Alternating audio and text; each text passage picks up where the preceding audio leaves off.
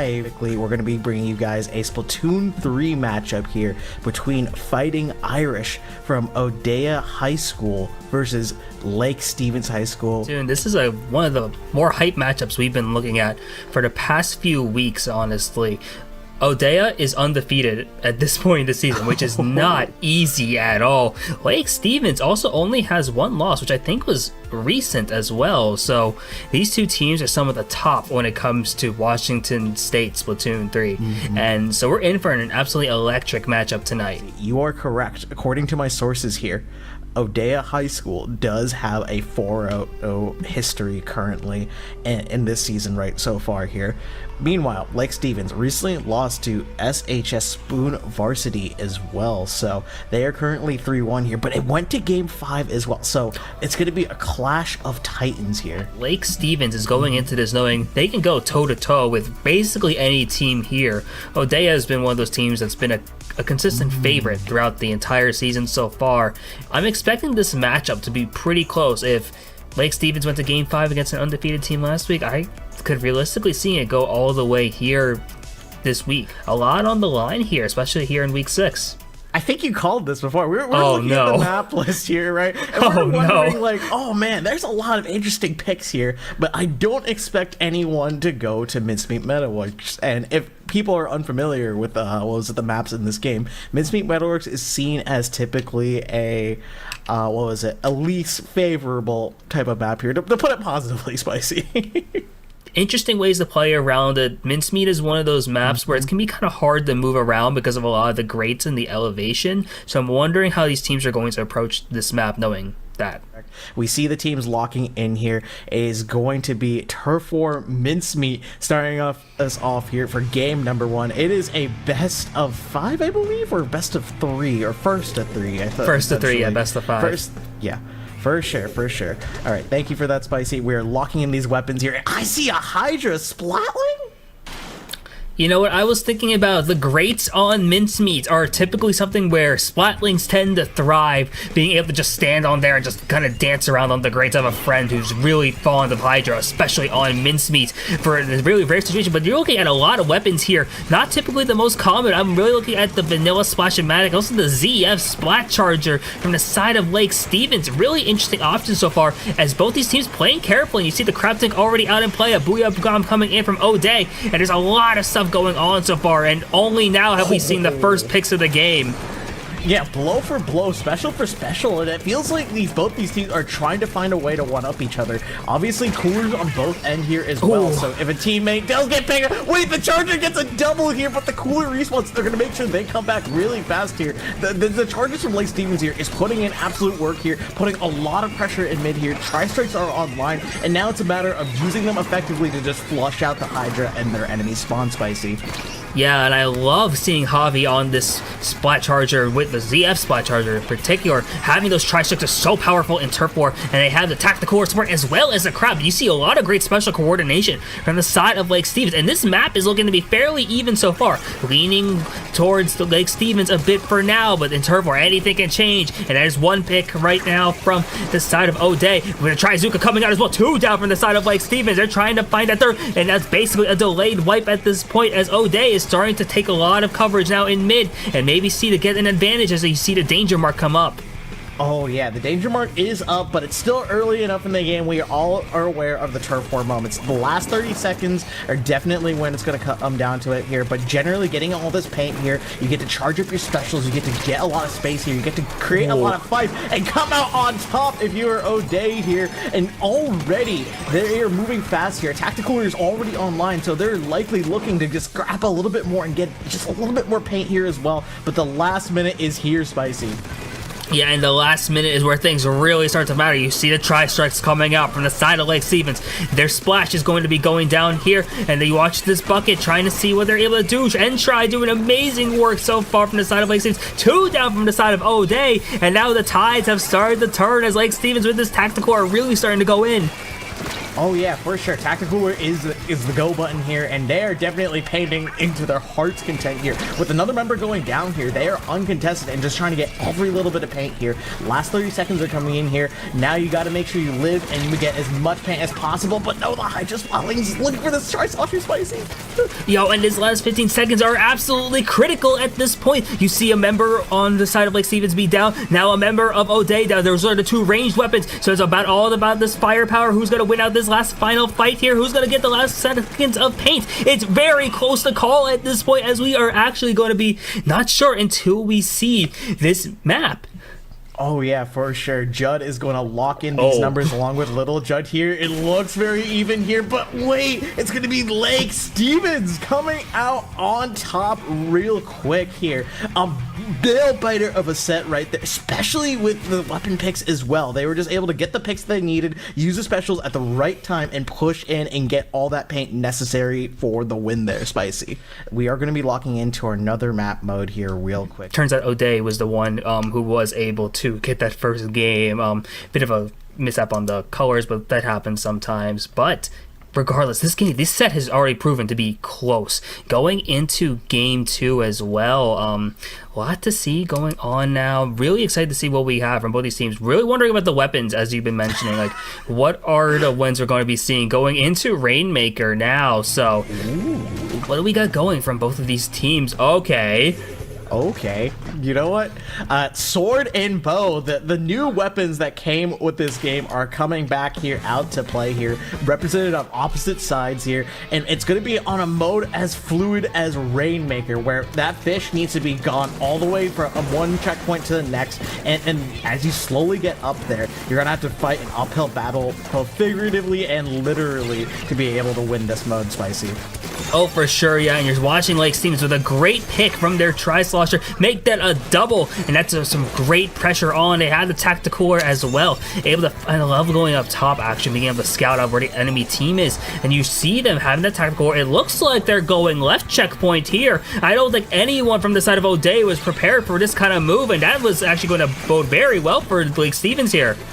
Oh my goodness, Lake Stevens quickly getting that first checkpoint, hardly down in just a minute here, slowly setting up here. They got a Bazooka online here, looking for these picks here. They do get the Rainmaker pop, but you're going to have to get through that sword and carry the fish even further here. Oh, you're going to be being chipped really heavily, and you're going to have to retain, but you get the kill anyway, Spicy!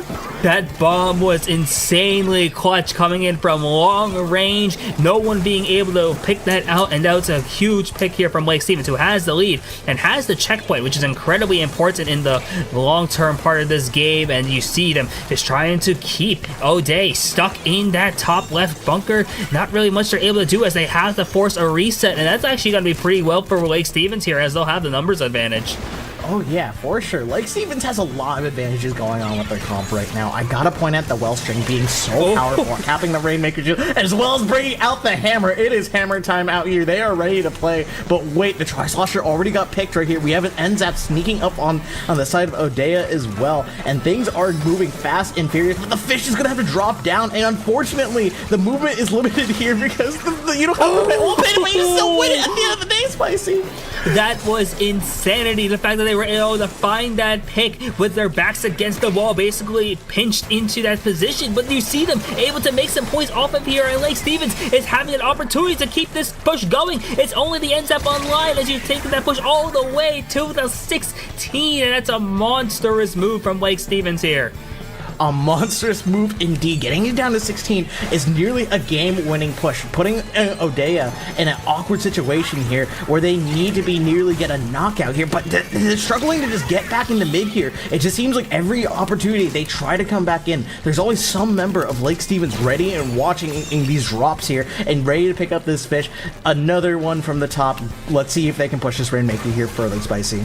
Yeah, let's see if they're able to push it indeed. You see the Tactical on top, and that's actually a beautiful play here as well. You have now this kind of buffs just for the movement, and so strong in Rainmaker, especially as you're watching them try to move around. Getting past this Clash Buster, you're going to see them not be able to make it as County Diggy is going to be able to stop that push, at least for now, but still a numbers advantage from the side of Lake Stevens briefly. They pop the bubble. One member up from the side of O'Dea, and you see them trying to sneak back right by as Lake Stevens extends the push all the way to the 5.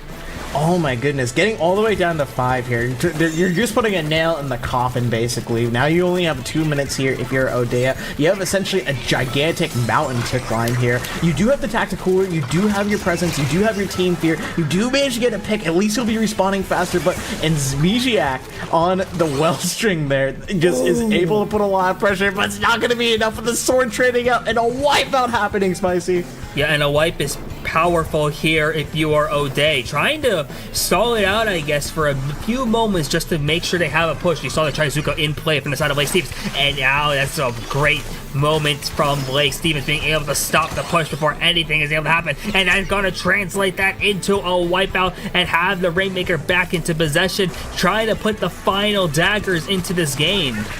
Oh yeah, for sure. The final daggers indeed. It's now a minute here. You still are going to be able to just push him back and just prevent any chance of that Rainmaker going for it. You're going to have to carry that thing all the way from your spawn to the enemy spawn if it does end up in this situation, which it seems like the members of Lake Stevens are aware of. They're putting so much pressure and so much distance for the Rainmaker to be able to go through. Oh my goodness, the interaction with the Rainmaker shield is going to allow for the final picks there and just keep it up. But no, going down to the Rainmaker shield is going to unfortunately shut down one of the members, putting them back in the spawn, and it's going to be 20 seconds here to run this Rainmaker all the way to that first checkpoint and past 5 if O'Dea wants a chance of winning this, Spicy.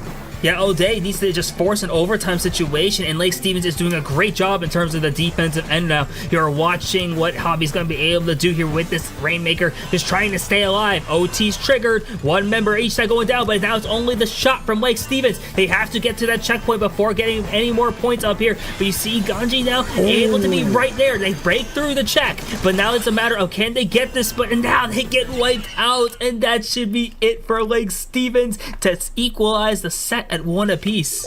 Oh my goodness, we are 1-1 apiece, as you said here. Lake Stevens matching O'Dea High School point for point here. Now this is quite an interesting situation because essentially you are in this position where, okay, we'd won game 1, we are capable of winning, but they took a game off us. How can we potentially pick a map mode that favors our weapon so we can potentially come out on top as well? And I'm looking at the map mode here, and it's going to be Splat Zone's Hagglefish Market, the so-called bread and butter map mode that most people start off sets playing. And the beauty of this map is anything can work as long as you put your mind to it and you coordinate with your team.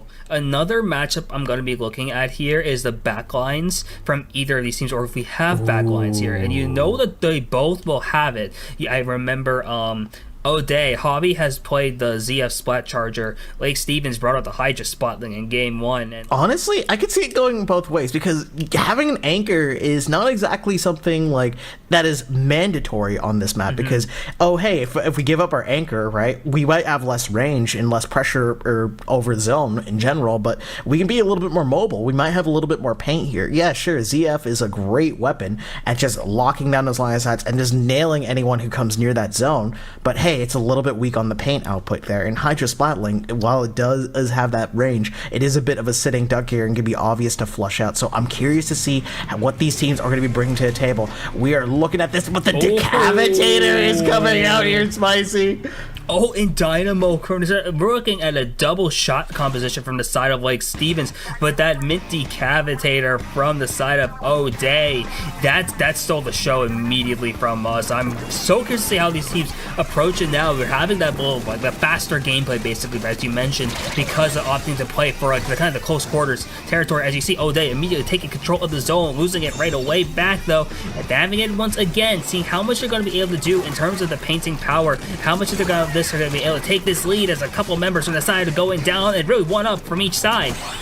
Oh my goodness, a wipeout already happens here, and the zone is going to be painted over. The Zuka is being used to up this bubble right here. It's quite an interesting move here, because typically you want to save Zuka for going through the anchors on this map and clearing them out, but there are no anchors. It's just fight for fight, blow for blow, weapons coming up into your face and trying to see who comes out on top. Yeah, and that's, whoa, an insane team fight in the middle here. The zone has been so powerful as Lake Stevens gets wiped out by O'Dea. Once again, now trying to work their way through their penalty. They have the couple specials online that were about to be online. on the side there, Minty Cav, and you see Lake Stevens now with some pressure going on here. Tri-strikes, and then Tactical are coming out for them. Their Dynamo's going to be going down, but the Mint goes down from the side of O'Dea. A lot of pressure going on so far, but O'Dea holding control of the zone, at least for now. The Trizuka from Lake Stevens about to change something up, but this zone, back and forth, back and forth. Oh my goodness, I feel like I'm watching just a boxing match between these two. Yes. Because another wipeout happens, because it feels like one of them's going to try and swing once, and then the other one's going to take their turn to swing, take their swings here. But the Tri-Strike's going to pick up another one. Very crucial pick here, delaying them in their spawns here, staggering them further, and now it's going to be opportunity for Lake Stevens to potentially swap the lead here, Spicy. Yeah, and they can hold on to this lead. That'd be absolutely critical here. You see the Crab Tank perched up on top glass, and now the lead switches in. Never mind, does not switch in favor of Lake Stevens. O'Dea down to the last point, was able to force a penalty, and now they're trying to work their way through their own here. Lake Stevens, though, also getting quite a lot of pressure. This team fights have been insanity so far. We're not even halfway through this game. Oh my goodness, Glitch coming in from the middle of a super jump to just dash in with a decavitator, slicing up that dino, slicing up that V shot, slicing up that Octo shot as well. They are going absolutely insane with this weapon here, and this is one of the beauties of this weapon. Lots of damage, lots of range, and the ability to one-shot has been being a thorn here in Lake Stevens' side, and they need to find a response here, Spicy. Yeah, but I'm watching that Trizuka in play online from the side of Lake Stevens. Never mind getting knocked out here, and this is really powerful. It's only one apiece from both sides here. O'Dea, Lake Stevens with about 2 minutes left to go, and then there's the end try going down here. This looks like Lake Stevens might be able to finally take control back of the zone once again, force a much needed penalty onto O'Dea, and this is once again now with only 2 minutes left to go here. It's really anyone's game, Neptune. It can be anyone's game, indeed. A Crab Tank gets popped here, but Azuka's going to be popped in response here, trying to go after that crab right here. That crab's still not going to be taken down, but hey, you're going to take down the other members as well. And now they're being forced to retreat. You need to regroup. You need to get resources to be able to push this zone. Otherwise, Lake Stevens is going to swap this lead and potentially knock out here, Spicy. Yeah, and you see that Lake Stevens finally gets a hold of the lead here, and each pick is so valuable at this point. You're watching this timer start to tick down to the last 15 for Lake Stevens. Make that the last 10. Only one up from the side of O'Dea. One big play is going to have to happen here, but that's not going to be enough as Lake Stevens takes the game. What a... Oh my goodness, I'm speechless. Like, that was such a clutch factor there from Lake Stevens, being able to shut down O'Dea's push right there. And that last second there, I thought for sure we would have had a neutral zone with 1 point remaining, and that big bubbler there just popping out as that gigantic shield that they had to shred through as well could have led to extended game time, but no, just enough paint was on that zone. The decavitator was not able to paint it over, and that just ended the game right there. Lake Stevens taking game number 3 up 2-1.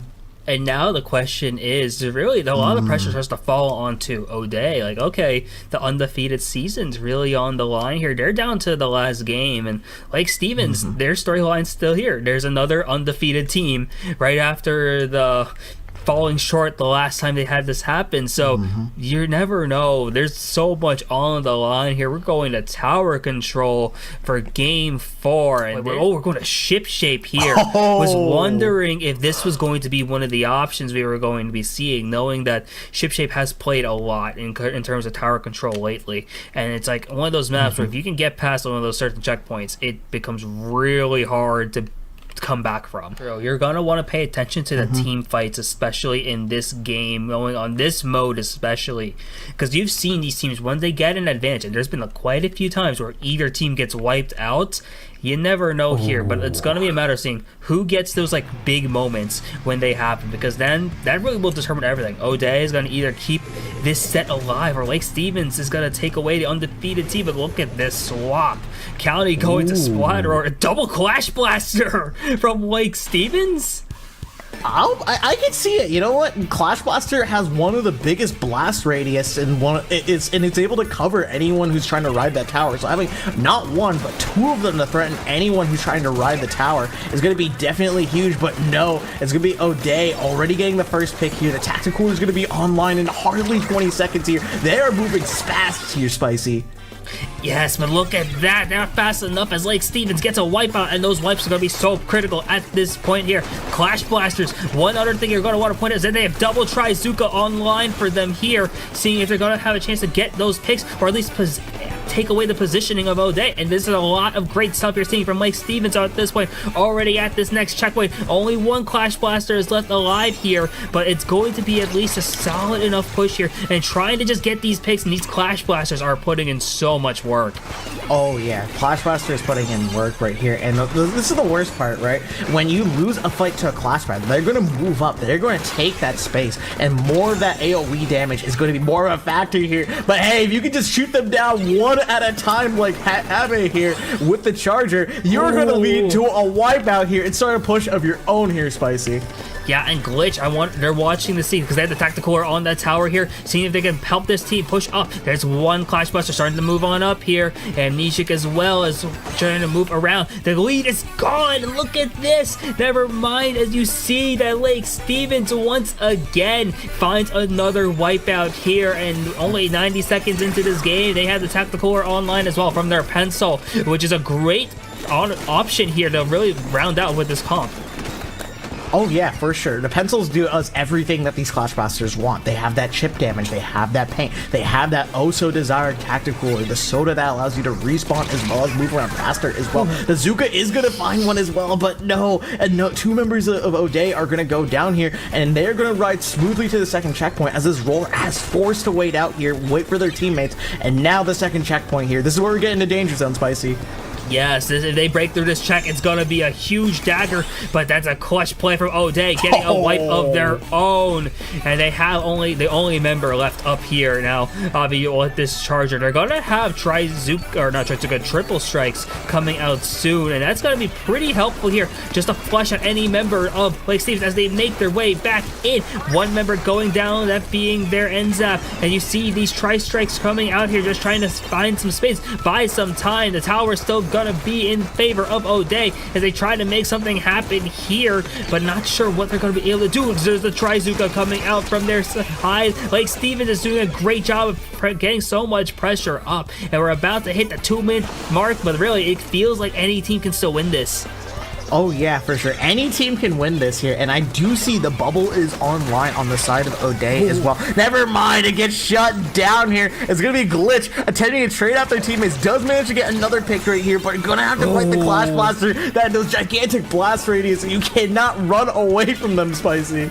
Yeah, Ganji making the most with that Clash Blaster, really optimizing the most out of the AoE, just having so much range, that extended hitbox really doing so well for this team, as Lake Stevens is just being able to buy some time. O'Dea has the tower, but they watch a lot of those specials are online here. Multiple members going down. Lake Stevens going 2 down in this process. Tactical are online from this on the tower from O'Dea. This next push could be huge from them, but now it's a matter of seeing what is Lake Stevens going to do, as watching as this checkpoint is about to break maybe soon, and now seeing as we approach the last minute with only one member up, and that's a huge defensive hold from Lake Stevens here. Oh my goodness, denying the checkpoint there by pushing the tower slightly back there. That you're gonna have to break through that checkpoint all over again, and Lake Stevens is trying to secure this dagger here and end the game really quick. Azuka for good measure here, gonna get that wipeout here, and now here's the danger territory. If you're O'Dea, you need to get your specials, you need to go, as well as stop these Clash Blasters from running at you, Spicy.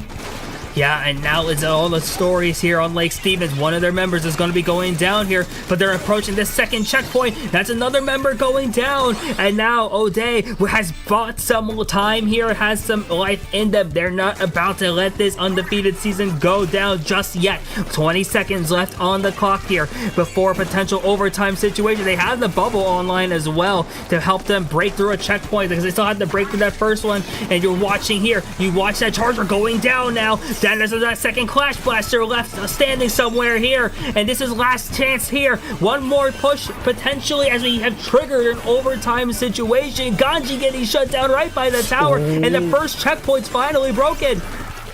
Oh my goodness, first checkpoint's it's broken. A cooler is down. You get to trade with this pencil here, but now you're gonna have to deal 2 Clash Blasters. One is already coming from behind, another pincer effect here. Both coming down here. There's a glue up on the tower here with the ends up, but it's not gonna be enough, Spicy. Game number 4, and the Gatch point goes to Lake Stevens High School. Yeah, Lake Stevens finally doing their job there, being able to take away an undefeated season from O'Dea, and that's a huge win for Lake Stevens. They're putting on such a statement win in what has had some insanely close games, really coming down to the wire for a lot of them. So that was such a great set. Both these teams have a lot to be happy about. That's a great set to review for both sets. These teams are tied basically when it comes to the standings, and this season, like, yes, we're near the end of it, but it feels like it's really heating up, and I'm so excited for the rest of the way. We do have one more game here being played out for the funsies, as I was told here. You know, you have the set win, right? But you want to play one more game. We love playing Splatoon, and these players obviously agree. And we are going to be bringing it home with Clamblitz Museum. The last game is going to be just for fun here, but hey, it could be a good litmus test for both these teams to just feel each other out and see what would have happened if they played on Clamblitz. We got some busy lives with actually high school stuff, but now we get a chance to play some more. We're all for it. I'm excited to see what we got going in terms of weapons, because sometimes teams are just gonna be like, oh, let's experiment, and some teams are gonna be like, okay, we get to see the mint back. I'm so happy for this now from O'Dea. Oh my gosh, holy Clash Blasters. You know what? I see the vision here, Spicy. As much as it seems a bit crazy, a little strapped for paint here, Clash Blaster was so strong that last game. Yes. Let's see what happens if we add a third one into the equation right here. We already have a Clash Blaster on the side of O'Dea as well, going down already. It's going to be an onslaught of Clash Blast shots here. You're going to have to find a way to clear them out fast, and Decapitator can definitely be a weapon to accomplish that, Spicy. Oh yeah, Decap can do so much just being outrange and also just having an extra fighting power, really. And you see that using the bubble to perfect usage there, being able to just use it as like a defensive shield and finding another one. That's an insane double. And now O'Dea has the wipeout. They're gonna look to score at this basket here, but oh my gosh, these Lake Stevens Clash Blasters have a lot to say here. They're repeatedly shutting down O'Dea, and no one is getting through. No one is going to get through these giant Clash Blasters that are coming out of these blasters right here. And it's just currently becoming just a little bit of a scrap situation right here, where they're trying to run past these Clash Blasters, but you just can't. One's already trouble enough to try and run through. You try and run through 3, it's going to be even more difficult to near impossible. So you're going to have to clear out these situations here and look for an opportunity. But no, seeing the block jump here, and traded out by Glitch here, you do have the clams, but you're going to need to get that power all the way online to be able to start scoring here, Spicy. Yeah, and it's so difficult. Like, Lake Stevens is making the most with this kind of defense, while O'Dea has consistently had so many clams, so many scoring opportunities. They have not been able to finally break through. O'Dea is having some passing going around. Their splash at 7, getting shut down right before they were given a chance to score. And this Lake Stevens defense is absolutely suffocating. One more power clam in play from O'Dea, but they have to go navigate this maze of Clash Blasters that Lake Stevens has put out. Oh my goodness. It feels like a what was it? O'Dea is trying to find a response here. They do have the answers to it, and it's in their specials. However, the timing of those specials need to be timed just right to be able to get through these Clash Blasters here. Because just because you clear them out of mid doesn't mean they'll be back in their spawn, and you're going to have to find a way to fight back here. Oh, but the splash flanking here and taking down the Clash Blaster as well. They're slowly scooping up the clans. They have just enough. The Clash Blasters are in mid, and the first score of the game goes to O'Dea, Spicy. Yeah, and O'Dea finally breaking through, able to add a couple more before getting knocked out here. But now the question is going to be, are they going to be able to get any more here? It doesn't look like they're going to have an easy time towards the basket, as it is going to close. But now Lake Stevens has a great opportunity to make a scoring push of their own. You've been seeing them play defense this entire game so far, but now it's a matter of seeing, can they get a chance to score here and really equalize this game, maybe even take the lead. That Crab Tank putting up so much work on defense, and that was so pivotal. But now one member up from each side, and this is the last 2 minutes are going to be absolutely electric. Oh yeah, electric indeed, especially since we just saw two specials clashing right here and trading out the exact members that each of them got here as well. The Clash Blast is going to get that direct, shutting down another member of O'Dea. They have the power clam online. More clams are on the way as well.